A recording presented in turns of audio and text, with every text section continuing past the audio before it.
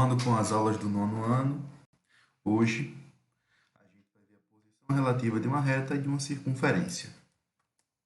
E a posição relativa entre duas circunferências. Posição relativa de uma reta e de uma circunferência. Em um mesmo plano, uma reta e uma circunferência podem ter um único ponto em comum, dois pontos em comum ou não ter pontos em comum. Então, observe. Nesse primeiro caso, a reta tem um único ponto em comum, um ponto T. Quando a reta tem um único ponto em comum com a circunferência, a gente diz que a reta é tangente à circunferência. Quando a reta tem dois pontos em comum com a circunferência, a gente diz que a reta é secante à circunferência, porque ela corta a circunferência em dois pontos. E quando a reta não tem nenhum ponto em comum com a circunferência, então a reta será externa à circunferência. Então a gente tem reta tangente, reta secante e reta externa. Reta tangente, um único ponto em comum. Reta secante, dois pontos em comum. E reta externa, nenhum ponto em comum com a circunferência. Qualquer reta tangente a uma circunferência é perpendicular ao raio de tangência. Então, a reta vai ser perpendicular ao raio da circunferência. Então, nessa reta aqui, T, ela toca a circunferência em um único ponto T, e essa reta é perpendicular ao raio. Perceba que aqui é o raio da circunferência. E aqui eu tenho um ângulozinho, ó, um ângulozinho de 90 graus. Então, a minha reta é perpendicular ao raio da circunferência. Minha reta tangente. A distância D entre um ponto P e uma reta M é a medida do comprimento do segmento de reta que liga esse ponto a um ponto da reta. Então, aqui eu tenho uma reta M e eu tenho um pontinho P. Essa distância do ponto P até a reta, chamada de D, é a distância de um segmento de reta que liga o ponto P a um ponto da minha reta M. Essa distância vai ser importante para nós agora. Considerando D a medida da distância entre o centro da circunferência e a reta dada, e R a medida do comprimento do raio, vamos comparar D e R nos três casos apresentados. Então, no primeiro caso, a reta é tangente à circunferência. Quando a reta é tangente à circunferência, a distância será igual ao raio. Essa distância D, que é a distância do centro até o ponto P, será igual ao raio.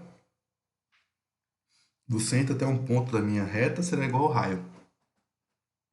Nota que esse ponto P aqui é um ponto da reta. Nesse segundo caso, quando a reta é secante à circunferência, a distância D será menor do que o raio. Ó, a distância D, que ela liga o centro da circunferência até um ponto da minha reta, ela é menor do que o raio. Perceba que o raio aqui seria este todinho. E a distância D é daqui até aqui só. Então, a distância é menor do que o raio. E quando a reta é externa à circunferência, a distância vai ser maior do que o raio da minha circunferência. A distância do centro até um ponto da circunferência será maior do que o raio da circunferência. Circunferência escrita em um polígono e circunferência circunscrita a um polígono. Se todos os lados de um polígono são tangentes a uma circunferência, então dizemos que a circunferência está inscrita no polígono. Então, ó, todos os lados do polígono são tangentes à circunferência, ou seja, tocam a circunferência em um único ponto. Então, a circunferência vai estar inscrita no polígono. Perceba aqui nesse caso, ó, circunferência inscrita no quadrado. Por quê? Porque todos os lados do quadrado são tangentes à minha circunferência. Se todos os vértices, ó, vértices agora, de um polígono pertencem à circunferência, então dizemos que a circunferência é circunscrita no polígono, circunscrita ao polígono. Então, perceba que agora é vértice, não lado. Então, tem os vértices do polígono pertencendo à circunferência. Quando isso acontece, a gente diz que a circunferência está circunscrita ao polígono. No caso aqui, eu tenho uma circunferência circunscrita a um hexágono. Então, circunferência escrita, todos os lados são tangentes ao polígono, à circunferência. Circunferência circunscrita, todos os vértices pertencem à circunferência. Posição relativa de duas circunferências. Primeiro caso, Circunferências com um único ponto em comum. São circunferências tangentes. Então, a gente tem duas situações. Tangentes externas, quando a distância entre os centros da circunferência é igual à soma dos raios da circunferência. Então, você tem uma circunferência com raio R1 e uma circunferência com raio R2. A distância entre o centro da circunferência maior e o centro da circunferência menor é justamente igual à soma dos dois raios, né?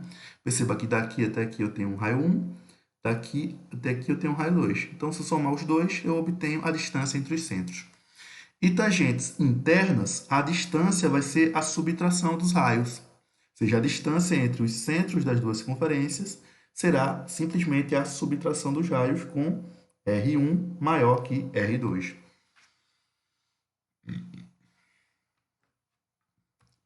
Caso 2, circunferências com dois pontos em comum. São circunferências secantes. Secantes porque estão se tocando em dois pontos.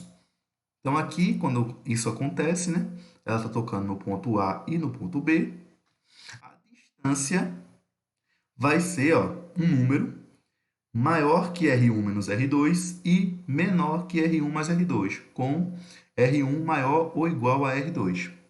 Então, essa distância aqui, ela é maior que a subtração dos raios e menor que a soma dos raios. Ok? Então, quando isso acontece, a distância entre os centros das duas circunferências ela é maior que a subtração dos raios e menor que a soma dos raios, então as duas circunferências são secantes. E circunferências sem ponto em comum, a distância vai ser maior quando são externas e menor quando são internas. E um caso particular é nessa figura, as circunferências C1 de centro a 1 e C2 de centro a 2 não têm pontos em comum e C2 é interna a C1. Além disso, os dois centros coincidem, ou seja, elas são circunferências concêntricas, porque têm os mesmos centros. Quando isso acontece, a distância entre os centros das circunferências é isso, é zero. Por quê? Porque os centros da circunferência são o mesmo, eles coincidem. Então, se eu estou num ponto e não saio desse ponto, a distância vai ser zero, né? Vai ser nula.